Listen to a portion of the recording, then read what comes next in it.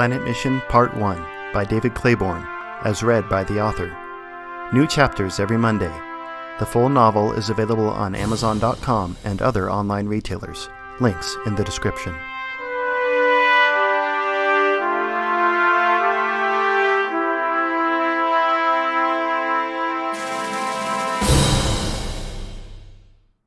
Chapter 14. A Wonder. The night turned out to be cold, very cold. The three missionaries who lay under tarps on the roof of the rover huddled close around a small heat lamp, blankets pulled over their shoulders, watching their breath form little clouds. None of them were comfortable. They had tried to sleep for the first hour or two. One by one, they realized they would not be sleeping that night and sat up. They were too cold and tired to talk, but there was a sort of camaraderie in being miserable together. Late in the deepest part of the night the clouds cleared. Polus began to cast its pale blue light over the surface of the moon, illuminating everything around them. Molly, Waters, and Tommy saw the light through the gaps in their makeshift shelter and peered outside. There they saw a wonder. The bioluminescent Polus fruit that had illuminated the gravelly plain near the spaceport was familiar to them, but this was a new world. The needles of the gigantic trees towering high above them were aglow with a green truer than any shade they had seen before. The razor grass that had given them so much trouble formed a luminescent carpet that stretched along the banks of the bog. The bog itself teemed with life and color. Below the water's surface tiny creatures, no more than points of glowing pink light, skittered about, nipping up bits of algae, which itself gave off a dim luminescence. The duckweed that covered the bog was alight with tiny green circles, the edges of each individual leaf shining distinctly. The tall prairie grass behind them was aglow. The whole moon seemed to be a new creation beneath the light of Polus, that giant dominating the sky above. They forgot the cold for the moment, instead gazing in awe. It was like standing in a painting, like flying through a comet's tail or reaching a rainbow's promised source. Everything that existed cried out for joy at its being, as if in the light of Polus they saw not only the features of the moon, but that life itself in fact was. Then the clouds returned, hiding Polus once more, and the lights faded. Waters' phone cackled, and they remembered again that they were cold. "What are you doing up there?" Jazzy's voice cackled. Their movements must have disturbed the rest of the missionaries. They guessed that those inside the rover were not sleeping much better than those outside, though they must have been warm at least. "Did you see that?" Waters asked. "See what? It's night outside. There's nothing to see," Jazzy replied. "Did you decide to practice your dancing steps because you couldn't sleep? You're making a racket.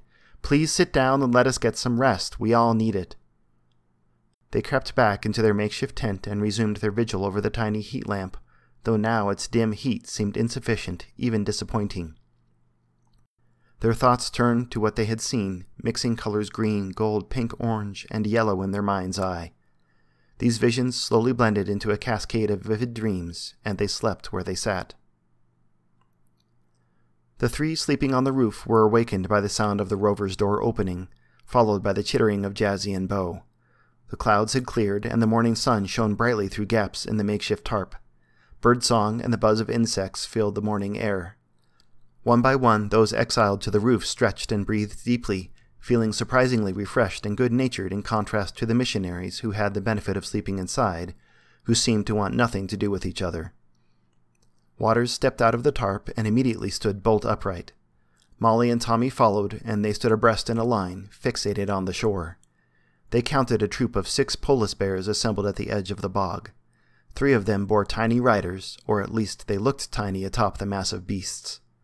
3 riderless animals stood attentive, fawning affectionately over the tiny figures atop their kin. After the surprise wore off, they saw that the figures themselves were human.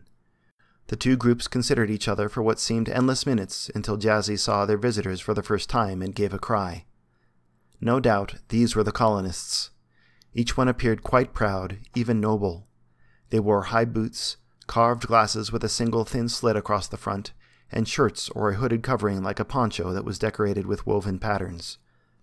Waters wondered how the colonists could move about safely in this terrain, considering how many injuries the missionaries had suffered the previous day in just a few minutes outside the rover. Each colonist carried a long staff, the end of which was covered in a leather thong. One wore a black shema made of what looked like leather wrapped over his shoulders and draped in front of his chest in a loose triangle like an oversized bandana. Junebug emerged through the hatch and stuck his hands in the Armatron's controls, ready to execute a plan to lighten the rover by unloading some of the cargo. Tommy tapped him on the shoulder, and Junebug turned to see the colonists for the first time. Tommy waved toward the colonists.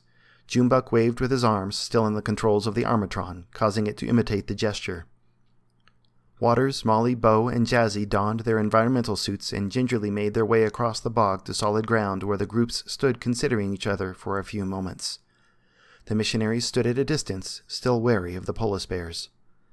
One of the colonists, relatively young by his looks, rode toward Waters in a few bounds without seeming to give his mount any commands.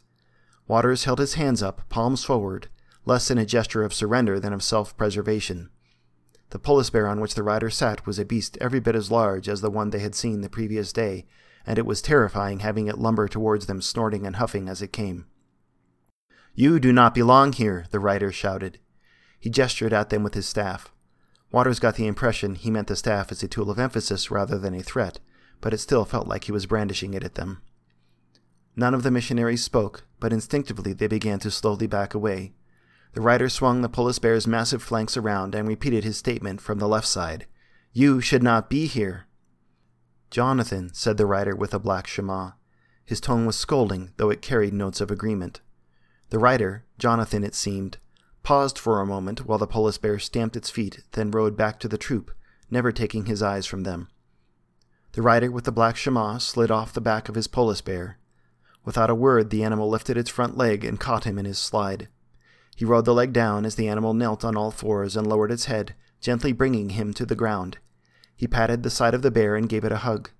This seemed to make the bear exceedingly glad, and it tossed its head happily. He was taller and broader of shoulders than any of the members of the mission. He was intimidating, but Waters was determined to stand his ground.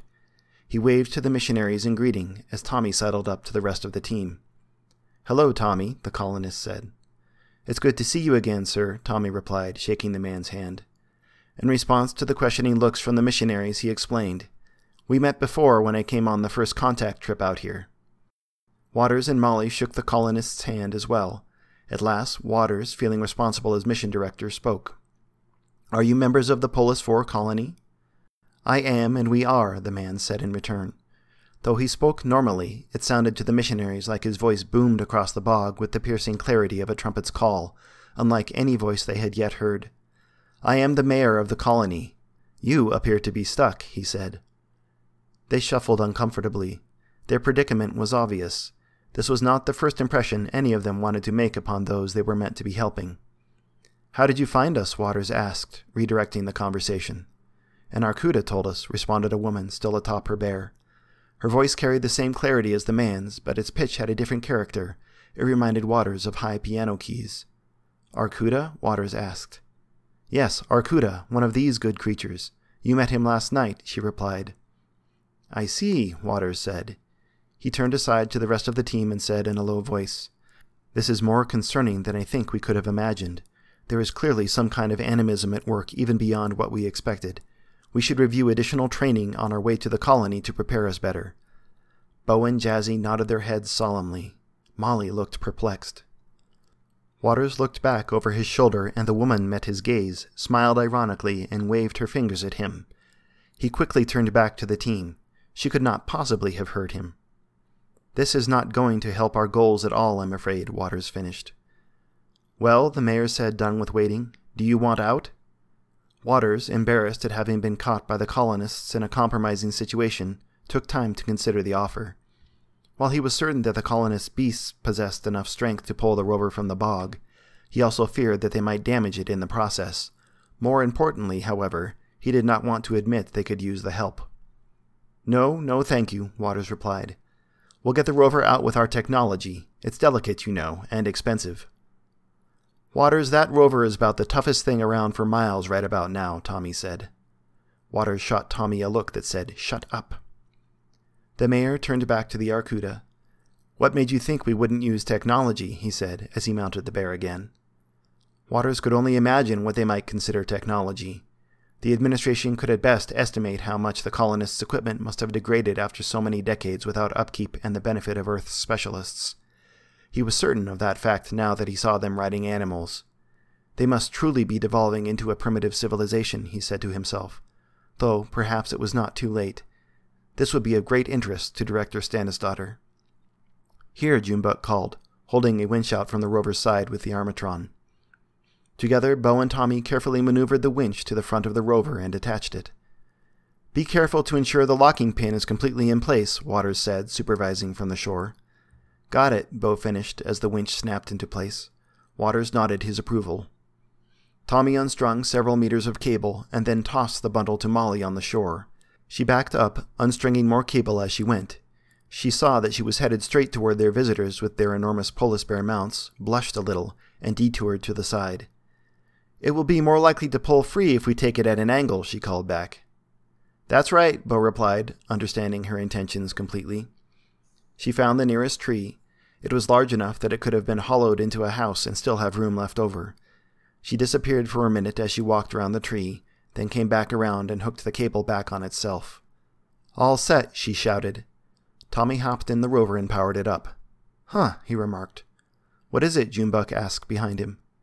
"It's already charged more than I would have expected. Must be the morning sun."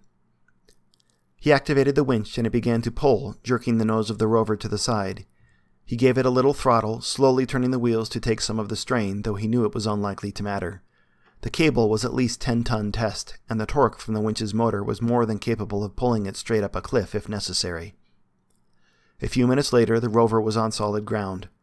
Waters and Jazzy were worried that the razor grass might be hard on the tires, and they both spent a few minutes walking around the rover, clicking their tongues, tisk-tisking this and that, and disagreeing while saying the same thing. Eventually, they concluded that with care it was adequate to the terrain and agreed to move on. Tommy tapped the control screen and noted the batteries were indeed charging nicely. They were not full, but if they kept a relatively slow pace, the sunlight should keep up with their power usage. "It would be better if we could drop some weight," he suggested. "I don't support that," Jazzy said.